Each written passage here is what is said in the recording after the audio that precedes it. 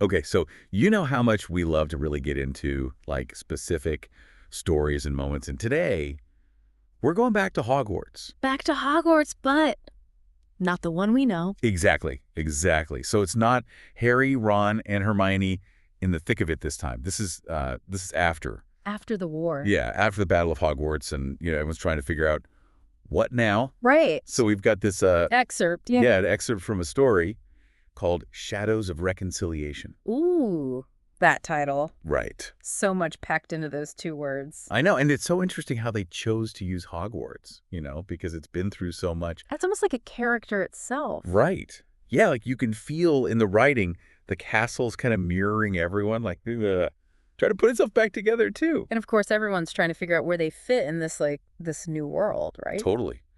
And that's where we find one Miss Hermione Granger. Of course, she's got to be in the middle of it all, right? Oh, always, always. And this time she's working on restoring the Hogwarts archives. Wow, that's a big job. Right. Huge. So many stories in those archives. And get this, she's got a consultant, a special consultant. No way. Who? Okay, so you ready for this? Okay, hit me. Draco Malfoy. Draco Malfoy. Yeah.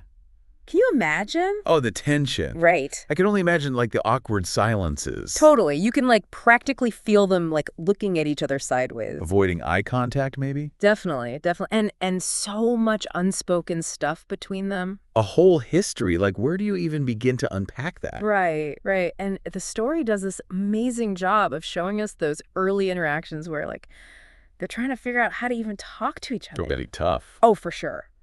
There's this part early on. Hermione says, "I never imagined I'd be discussing ancient relics with you, Malfoy." Okay, and what does he say back? He just gives her this, clipped answer, really measured, careful. They're both, walking on eggshells, Yeah. Makes sense. But, I mean, if they're working together on the archives, they're going to have to talk eventually. They can't avoid it forever, right? Well, and that's the thing. This project, it forces them to face all this history. Because the archives, they're full of stories of prejudice, sorrow. Oof. Yeah, the echoes of everything that led to the war. Exactly. Right. Exactly. And so they're surrounded by these reminders of all the things that divided them, divided everyone. Wow, that's heavy. Right. And it's so interesting because they both obviously carry the scars of the war, but in such different ways. Oh, yeah, for sure. Trauma manifests so differently. Yeah, and the story really digs into that, how they're both dealing with it. And how that starts to maybe bring them together in a weird way. Oh, totally. This shared experience, even though it was so different for them, it's Yeah. it starts to create this tiny bridge between them. Tiny bridge. I like that. Yeah, and there's this one scene that really got to me. It's a rainy evening, and they've been working all day, and everyone else is gone, and it's just the two of them. Oh, okay. Setting the scene. I like it. And Draco just lets his guard down. He starts talking about his past, his choices. And he says, "I've spent my life burdened by choices I can't erase." That's powerful. Right. And he talks about wanting forgiveness, wanting to be able to forgive himself.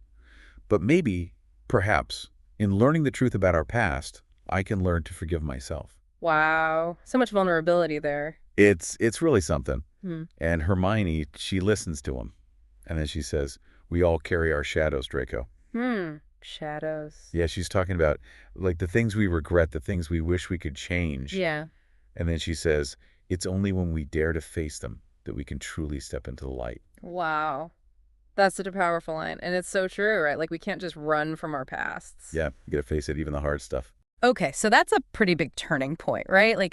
He opens up, she responds with empathy. It's huge. And from that moment, you start to see their relationship shift. For real. Yeah, Well, it's not this big romantic thing. It's not, it's these little things like a shared laugh over some old scroll.